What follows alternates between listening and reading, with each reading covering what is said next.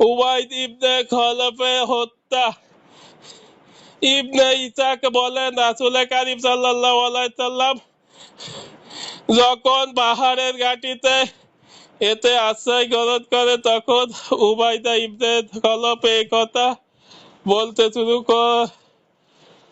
বলতে বলতে তাহার দিকে অগ্রসর হয়, মোহাম্মদ কোথায়? আজ হয় সে বাঁচবে নতুবা আমি বাঁচব। তখন সাহাবে কেরাম বললেন, ইয়া রাসূলুল্লাহ, আমাদের মধ্য থেকে কেউ তাকে থামিয়ে দিব। রাসূল কারীম সাল্লাল্লাহু আলাইহি সাল্লাম বললেন, তোমরা তাকে আসতে দাও। তারপর তখন রাসূল কারীম সাল্লাল্লাহু আলাইহি সাল্লামের কাছে চলে এলো। রাসূল কারীম সাল্লাল্লাহু আলাইহি সাল্লাম হারেত ইবনে সিব্বাহ ও রাদিয়াল্লাহু সাল্লামের কাছ থেকে একটি ছোট বাচ্চা হাতে উঠিয়ে দিলেন। সেটা হাতে দিয়ে রাসূল কারীম সাল্লাল্লাহু আলাইহি সাল্লাম সামান্য একটু ঝাঁকুনি দিলেন। এতে আশেপাশে লোকজন এভাবে উড়ে বহু দূরে সরে গেল, যেভাবে উট শরীর ঝাঁকুনি দিলে তার গায়ের বসা বাতি দূরে সরে যায়। রাসূল কারীম সাল্লাল্লাহু আলাইহি সাল্লাম তাহাদের দিকে তাকিয়ে তার কণ্ঠনালীর পাশ দিয়ে সামান্য একটু জায়গা ফাঁকা দেখতে পেলেন। তিনি হাতের বস্তাটি সেদিকে ছুঁড়ে মারেন। আঘাতে সে কয়েকবার ঘোড়া থেকে খুলে পড়ে দেওয়ার উপক্রম হয়। যখন সে কুরাইশ শিবিরে ফিরে গেল তখন তাহার গলায় বড় কোনো জখমের চিহ্ন ছিল না, কোনো রক্ত ও বের হয়েছিল না, কিন্তু তেহে তেতিয়ে বলতে লাগলো, আল্লাহ কত, মোহাম্মদ সাল্লাল্লাহু আলাইহি সাল্লাম আমাকে হত্যা করে ফেলেতে। তারা বলল, তোমার মাথা খারাপ হয়ে গেছে, কি বাজে বকছো তোমরা, তো কিছুই হয়নি। উবাই বলল, সে মোহাম্মদ সাল্লাল্লাহু আলাইহি সাল্লাম মক্কার আমাকে একদিন বলেছিল আমি তোমাকে হত্যা করব, সেদিন থেকে এই আমার নিশ্চিত বিশ্বাস হয়ে গিয়েছিল। যদি সে আমার প্রতি সামান্য সুচু নিক্ষেপ করতো তবুও আমি বলে যেতাম। এরপর মক্কা ফেরার পথে তারিখ নামক স্থানে আল্লাহর উৎপাদ বারাদাত ও উরগা থেকে আবু আসাদ এটি বর্ণনা করে। সাঈদ ইবনুল মুসাইবে তার পিতা থেকে বর্ণনায় পাওয়া যায়। দিবনেশের দিকে সে গাধার মতো বিকৃতি চিৎকার করত এবং বলতো, ওই তখন যার হাতে আমার প্রাণ, আমার যতটা কষ্ট হচ্ছে যদি জুল বাজা হয় তবে তো লোকদের সেই কষ্ট হতো, তবে তারা সবাই মারা যেত। তাদহা রাদিয়াল্লাহু তাআলা রাসূল কারীম সাল্লাল্লাহু আলাইহি সাল্লামকে উঠিয়ে দিলেন।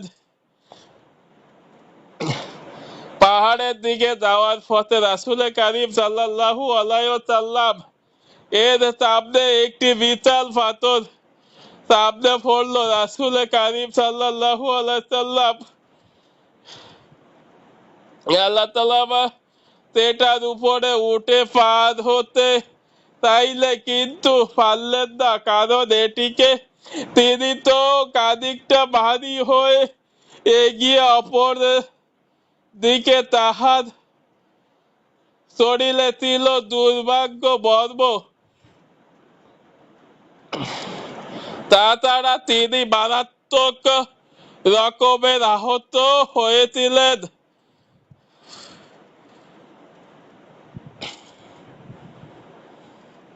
তখন তানহা বিনতে উবাইদুল্লাহ রাদিয়াল্লাহু তাআলা তার দিতে বসে গেলেন এবং তিনি তানহার কাঁধে আরোপ আহরণ করলেন। তখন পাথরের উচ্চতা তাহার পায়ের বরাবর হয়ে গেল। রাসূল কারীম সাল্লাল্লাহু আলাইহি সাল্লাম বললেন, তানহা জান্নাত ওয়াজিব করে দিয়েছে। মুশরিকদের শরবতে হামলা। রাসূল কারীম সাল্লাল্লাহু আলাইহি সাল্লাম যখন পাহাড়ে ঘাটিতে পৌঁছে স্থির হবে তখন মুশরিকরা মুসলমানদের উপর শরবতে হামলা করে বসলো। ইবনে ইসহাক বলেন, রাসূল কারীম সাল্লাল্লাহু আলাইহি সাল্লাম যখন পাহাড়ের ঘাটিতে উঠে এলেন তখন কুরাইশের একটি দল পাহাড়ে উঠতে লাগলো। তাদের নেতৃত্বে দিচ্ছিল আবু সুফিয়ান ও খালিদ বিন ওয়ালিদ। তখন রাসূল কারীম সাল্লাল্লাহু আলাইহি সাল্লাম আল্লাহর কাছে দোয়া করলেন, হে আল্লাহ, তারা যেন আমাদের উপর আসতে না পারে। তখন ওমর বিন খাত্তাব রাদিয়াল্লাহু ও তার সঙ্গে কয়েকজন মুজাহিদ সাহাবী মিলে তাদেরকে পাহাড় থেকে নামিয়ে দিলেন।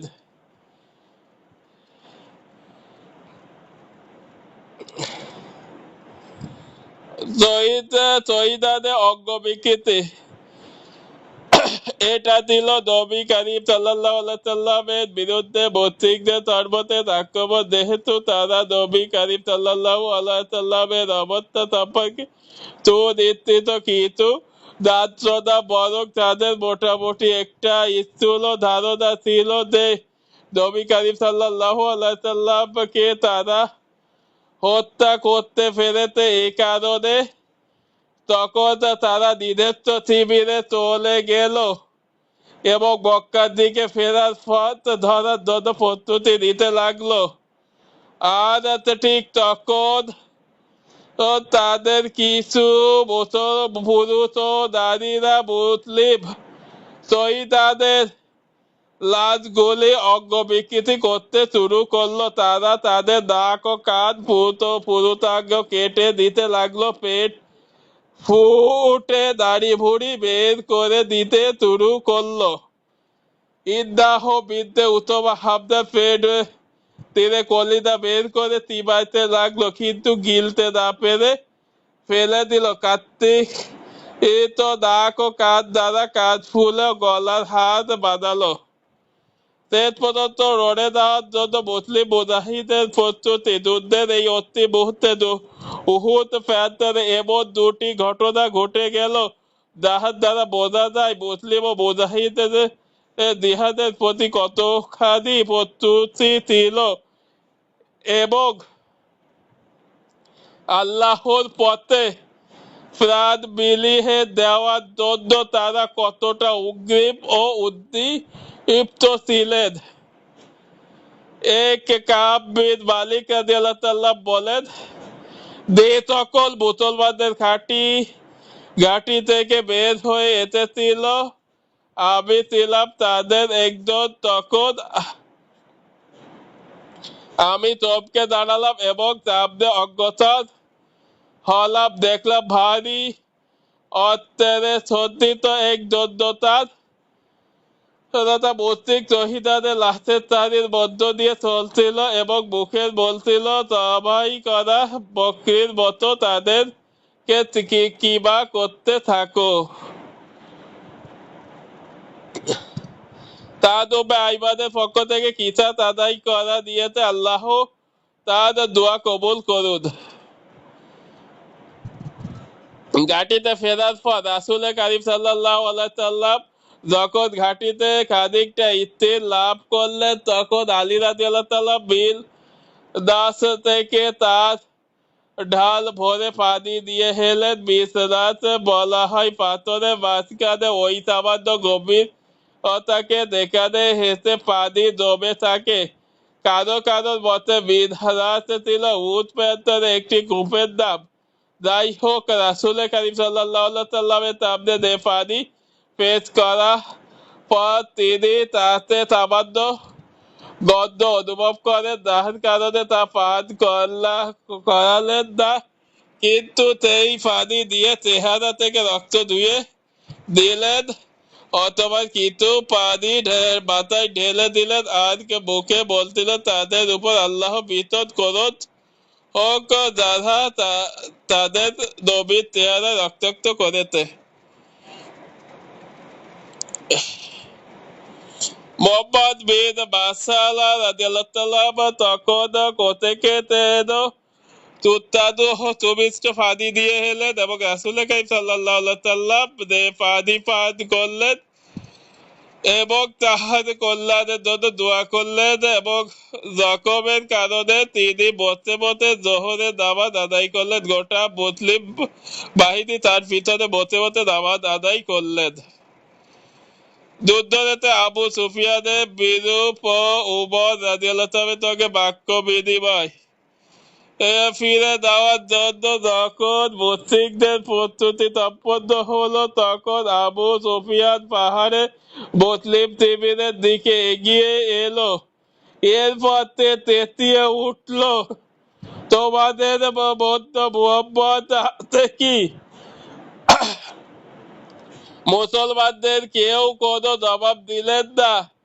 তখন সে জিজ্ঞাসা করলো, তোমাদের মধ্যে আবু কুহাফার বেটা আছে কি?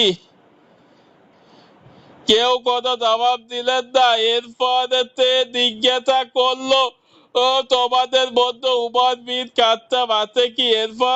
এরপরও মুসলিম শিবির থেকে কোনো সাড়া পেল না, কারণ রাসূল কারীম সাল্লাল্লাহু আলাইহি সাল্লাম কোনো জবাব দিতে নিষেধ করে দিয়েছিলেন। আবু সুফিয়ানের শুধু এই তিনজনের বেঁচে থাকার কথা জিজ্ঞাসা করার কারণ ছিল সে জানতো যদি এ তিনজনে কোনো বেঁচে থাকে তবে ইসলাম আবারও জেগে উঠবে। এভাবে কোনো ছাড়া শব্দ না পেয়ে আবু সুফিয়ান বলল, চলো এই তিনজন থেকে তোমরা জজমের মতন মুক্তি পেলো। এবার আর উমর রাদিয়াল্লাহু তাআলা নিজেকে ধরে রাখতে পারলেন না।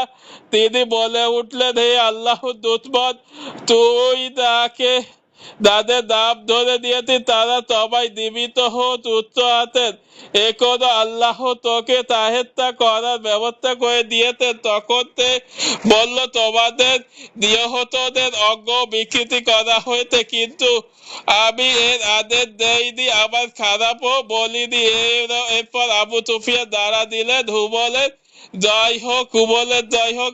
রাসূলুল্লাহ সাল্লাল্লাহু আলাইহি সাল্লাম বললেন, তোমরা কি তার জবাব দিবে না? মুসলমানরা জিজ্ঞাসা করলেন, আমরা কিসের দ্বারা তার জবাব দিব?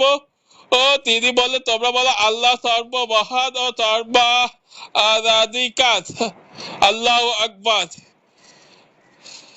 তখন আবু সুফিয়ান বলল, আমাদের উজ্জা আছে আর তোমাদের কোনো উজ্জা নেই। তখন রাসূল কারীম সাল্লাল্লাহু আলাইহি ওয়াসাল্লাম মুসলমানদের কে আবারও বললেন, তোমরা কি তার জবাব দিবে না? তারা বলল, আমরা কিসের জবাব দেব? তোমরা জবাব দিবে, বলো আল্লাহ আমাদের মাওলা আর তোমাদের কোনো মাওলা নেই। এরপর আবু সুফিয়ান বলল, কত সুন্দর। এরপর আবু সুফিয়ান বলল, কত সুন্দর কাজ হয়েছে, আজকে দিনটি বদর যুদ্ধের দিনে বদলা হয়েছে, যুদ্ধ যেন ঠিক বালতির মতো। তখন উমর রাদিয়াল্লাহু তাআলা তার জবাবে বললেন, বরাবর হয়নি, আমাদের নিহতরা জান্নাতে রয়েছে আর তোমাদের নিহতরা জাহান্নামে। অতঃপর আবু সুফিয়ানরা বলল, উমর আমার কাছে তো রাসূল কারীম সাল্লাল্লাহু আলাইহি সাল্লাম। তাকে বলে, দাও গিয়ে দেখো। সে বলল, তখন উমর রাদিয়াল্লাহু তাআলা তার কাছে এলেন। আবু সুফিয়ান তাকে বলল, উমর, তোমাকে আল্লাহর অর্থে জিজ্ঞেস করছি, আমরা কি মুহাম্মদকে হত্যা করতে পেরেছি? তিনি বললেন, আল্লাহ কসম না, তিনি এখন বসে বসে তোমার কথা শুনতেন।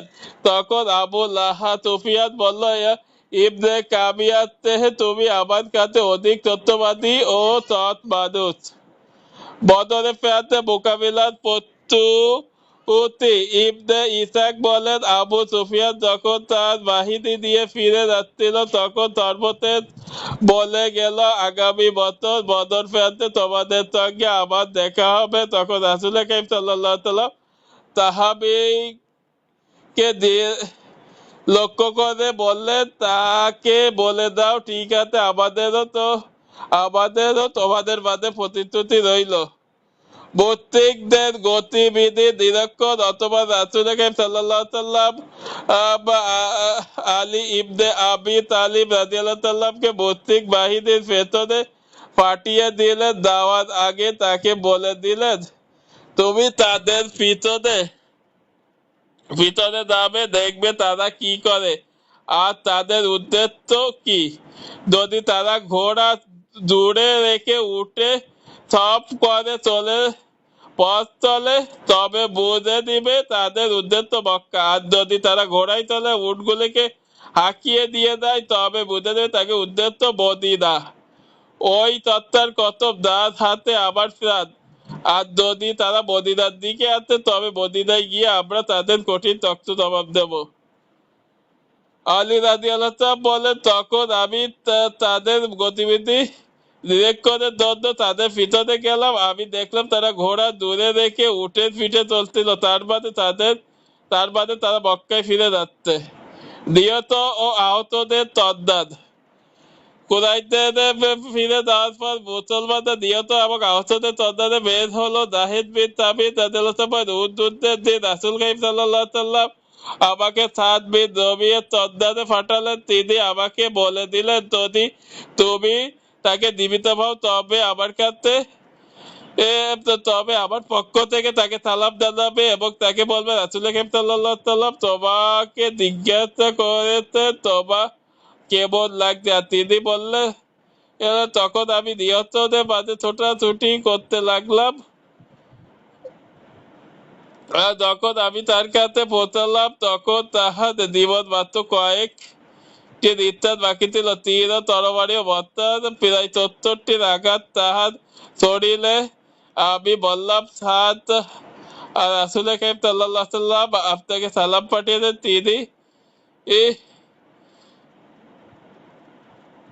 আপনাকে জিজ্ঞেস করেন আপনার কেমন লাগছে। তিনি বললেন, আল্লাহ রাসূল সাল্লাল্লাহু আলাইহি সাল্লামের উপর সালাম। আমি রাসূল সাল্লাল্লাহু আলাইহি সাল্লামকে বলে দিবেন, হে আল্লাহ রাসূল, আমি রান্নাতে সুঘ্রাণ পাচ্ছি, আর আপনি আমার আনসার কওমকে বলে দিবেন, যদি তোমাদের চোখে এক পলক পরিমাণ হায়াত থাকে।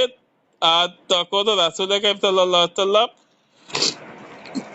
পর্যন্ত দুষ্পদে পৌঁছে যাই, তবে আল্লাহর কাছে জবাব দেওয়া মতো তোমরা কিছুই পাবে না। এই কথা দুটি বলার তগে তগে তার প্রাণ পাখি উড়ে গেল।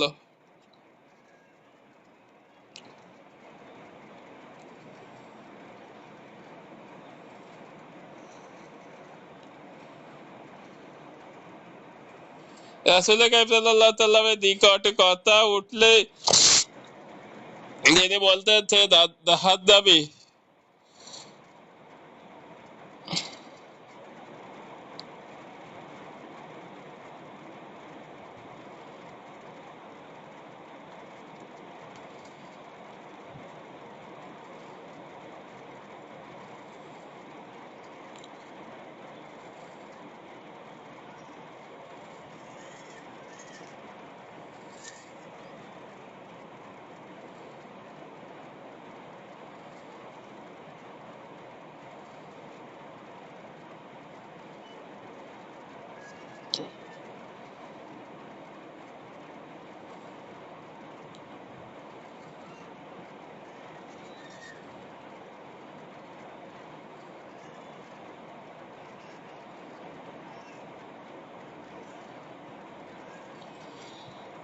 শহীদদের কাফন দাফন।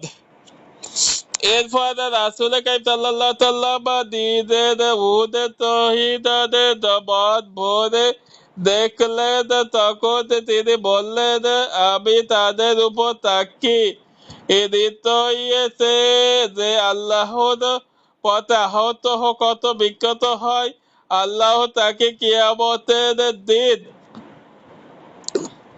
এমন ভাবে উঠাবে যে তাহার জখম থেকে চর্চিত বের হতে থাকবে। এগুলোর রং তো রক্তের রঙের মতো হবে, কিন্তু ঘ্রাণ হবে বিষাদ মৃতকের গ্রানের মতো ও অনেকে তাহাবে গ্রামে তাদের তহিদ আত্মীয় তদদেরকে মদিনায় নিয়ে গিয়েছিল। রাসূল কারীম সাল্লাল্লাহু আলাইহি সাল্লামের নির্দেশ দিলেন তাদেরকে যেন ফিরিয়ে আনা হয়, অতঃপর তাদের জায়গা গোসল ব্যতীত দাফন করা হয়। আর তাদের কে তাদের পরানো কাপড় দাফন করা হবে। কেবল হাতিয়ার বা তামড়া থাকলেই তা ছড়িয়ে দেওয়া হবে। দুজন বা তিনজনকে এক এক কবরে দাফন করা হচ্ছিল। প্রত্যেক দুজনকে একটি কাপড়ে জড়ানো হচ্ছিল।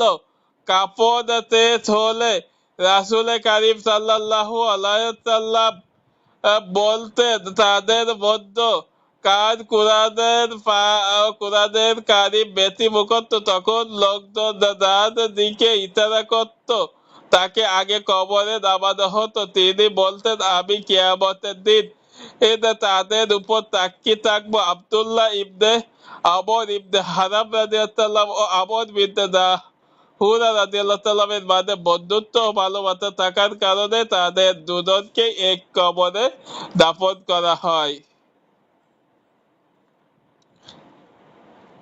প্রিয় চাচা ও দুধ ভাই হামজা রাদিয়াল্লাহু এর অবস্থা থেকে পেরেশানিতে রাসূল কারীম সাল্লাল্লাহু আলাইহি সাল্লাম কুকড়ে ওঠেন। তাহার ফুফু সাফিয়া রাদিয়াল্লাহু এর ভাই হামজার অবস্থা দেখার জন্য এলেন। রাসূল কারীম সাল্লাল্লাহু আলাইহি সাল্লাম তাহার ছেলে জুবাইরকে বললেন তাকে হামজা রাদিয়াল্লাহু থেকে দূরে রাখতে, কারণ তার ভাইয়ের যাহা হয়েছে তা দেখে সহ্য করতে পারবে না। তখন সাফিয়ারা বললেন, কেন পারবো না? আমি শুনেছি আমার ভাইয়ের অঙ্গ বিকৃতি করা হয়েছে, কিন্তু এটা আল্লাহর রাস্তায় হয়েছে, এজন্য যাহা কিছু হয়েছে আমরা তাতে পরিপূর্ণ সন্তুষ্ট। আমি এর উত্তম বদলা আশা অবশ্যই ধৈর্য ধরে থাকবো। তখন তিনি এতে ভাই হামজা রাদিয়াল্লাহু তাআলাকে দেখলেন, তাদের জন্য নামাজ পড়ে দোয়া করলেন, ইন্না লিল্লাহ পড়লেন এবং আল্লাহর কাছে তাহার জন্য ক্ষমা প্রার্থনা করলেন। অথবা রাসূল কারীম সাল্লাল্লাহু আলাইহি সাল্লাম চাচা হামজা রাদিয়াল্লাহু তাআলাকে আব্দুল্লাহ ইবনে জাহারাতের সঙ্গে একসাথে দাফন করার নির্দেশ দিলেন। আব্দুল্লাহ ছিল হামজা রাদিয়াল্লাহু তাআলার ভাগ্নে এবং দুধ ভাই। ইবনে মাসউদ রাদিয়াল্লাহু তাআলা বলেন, রাসূল কারীম সাল্লাল্লাহু আলাইহি সাল্লাম তার চাচা হামজা ইবনে আব্দুল মুতালিব রাদিয়াল্লাহু তাআলা এর জন্য যতটা কাঁদলেন, আমি তাহার কোনদিন অন্য কারোর জন্য তাকে ততটা কাঁদতে দেখিনি। তাকে তিনি কিবলার দিকে রাখলেন। এরপর তার দাদার নামাজ আদায় করলেন। নামাজে তিনি এতটা কাঁদলেন যে তার কান্নার আওয়াজ উঁচু হয়ে গেল।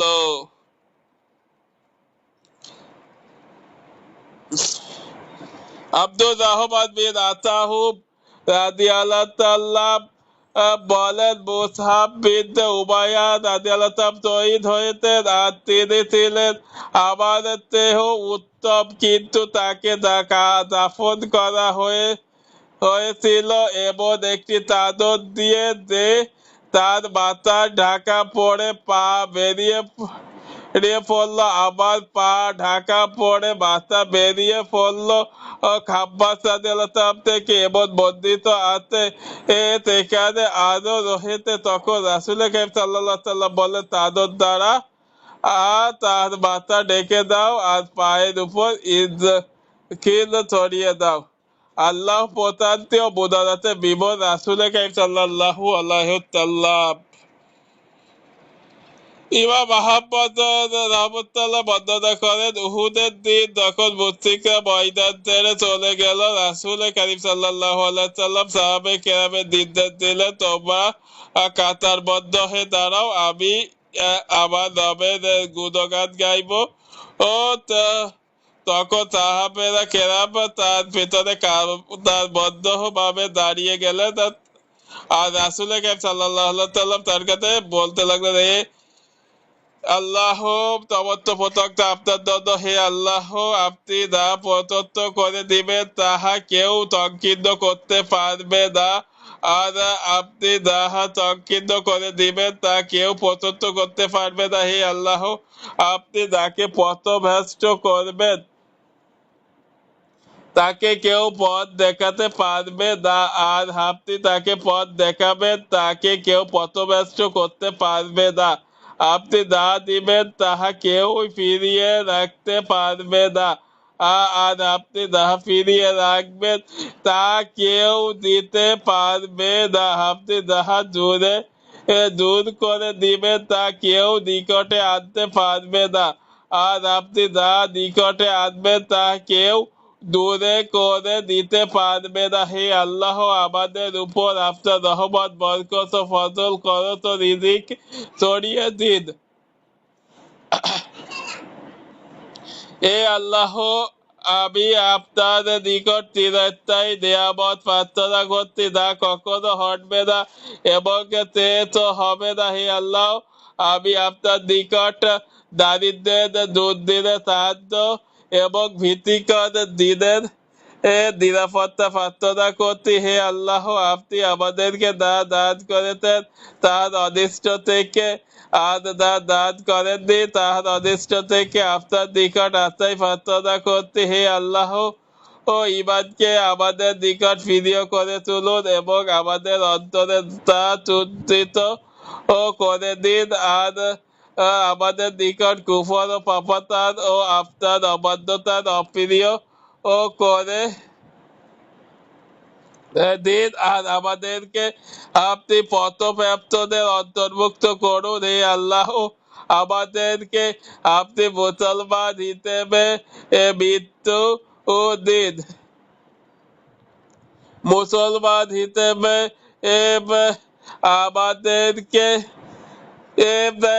আপনি জীবিত রাখুন, আর আপনাদেরকে আমাদেরকে লাঞ্ছনা ফিতনা মুক্ত রেখে সৎ কর্মশীলদের সঙ্গে মিলিয়ে দিন। হে আল্লাহ, আপনি ওই সকল কাফেরদেরকে ধ্বংস করে দিন দাদা আপনার রাসূলকে মিথ্যা প্রতিপন্ন করে, দাদা আপনার রাগা রাস্তা থেকে মানুষকে বারণ করে, আর আপনি তাদের উপর আপনার আযাব ও গজব নাযিল করুন। হে আল্লাহ, আহলে কিতাবদের মধ্য থেকে যারা কাফের আপনি তাদেরকে ধ্বংস করে দিন। হে তথ্য প্রভু, মদিনা প্রত্যাবর্তন ভালোবাসা ও বিতর্জনের বিরল দৃষ্টান্ত।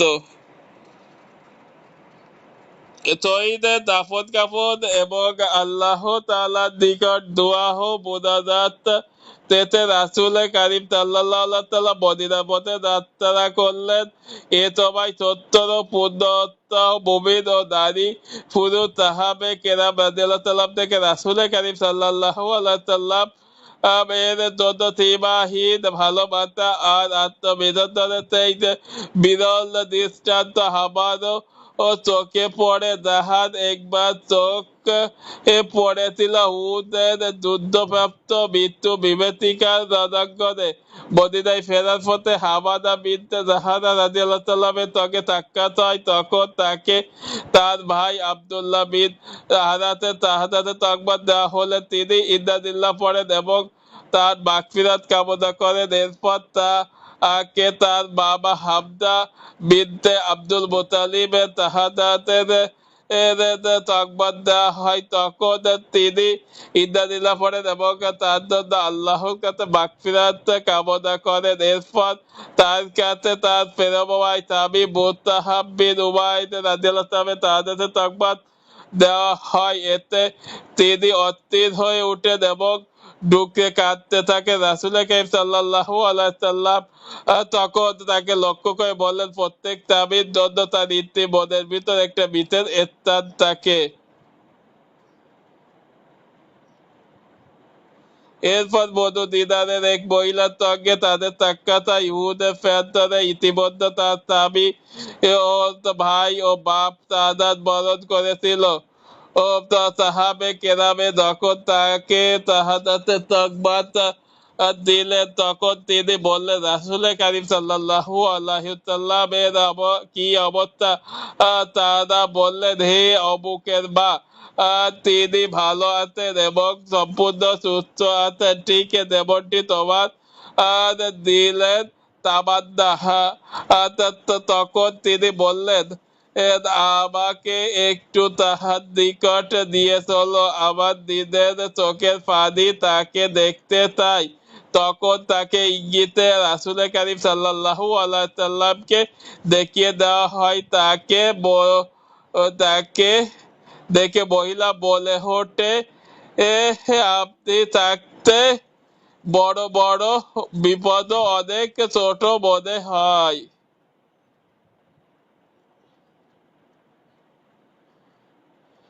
এ উম্মেথা, তুমি দিনের সুসংবাদ গ্রহণ করো এবং অন্যদের সুসংবাদ দাও যে তাদের শহীদাদের জান্নাতে সবাই একত্রে অবস্থান করতে তাদের পরিবার তদন্তের জন্য আমার সাফায়াত কবুল করা হয়েছে।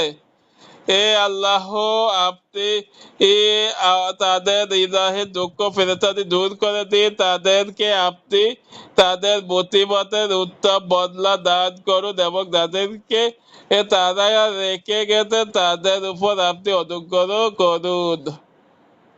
মদিনায় রাসূল কারীম সাল্লাল্লাহু আলাইহি সাল্লাম ওই দিন তথা তৃতীয় হিজরি শাওয়াল মাসের 7 তারিখে শনিবার রাসূল কারীম সাল্লাল্লাহু আলাইহি ওয়াসাল্লাম মদিনায় গিয়ে পৌঁছালেন। ঘরে পৌঁছানোর পর মেয়ে ফাতেমার হাতে তরবারি দিয়ে বললেন, প্রিয় মা আমার, এর রক্তটুকু ধুয়ে দাও, এটা আজ আমার জন্য সম্পূর্ণ সঠিক প্রমাণিত হয়েছে। আলী ইবনে আবি তালিব ও রাদিয়াল্লাহু তাআলা তার হাতে তরবারি দিয়ে বললেন, এটাকেও ধুয়ে দাও, আল্লাহর কসম, এটা আজ আমার জন্য সম্পূর্ণ সঠিক প্রমাণিত হয়েছে। অতঃপর রাসূল কারীম সাল্লাল্লাহু আলাইহি সাল্লাম বললেন, তুমি যদি বিরল যুদ্ধ করে থাকো তবে তাহল ইবনে হুদাইব আর আবু জুহাদাহ বিরল যুদ্ধ করেছে। উভয় বাহিনী নিহতদের পরিসংখ্যান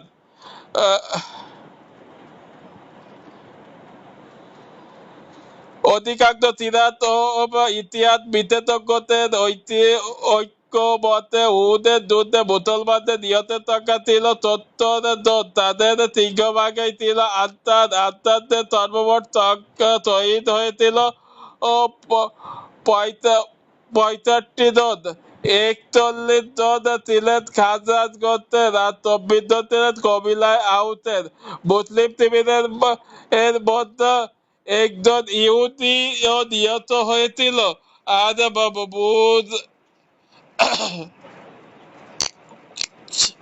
আর মুজাহিদদের মধ্যে শহীদ হয়েছিল মাত্র ৪ জন।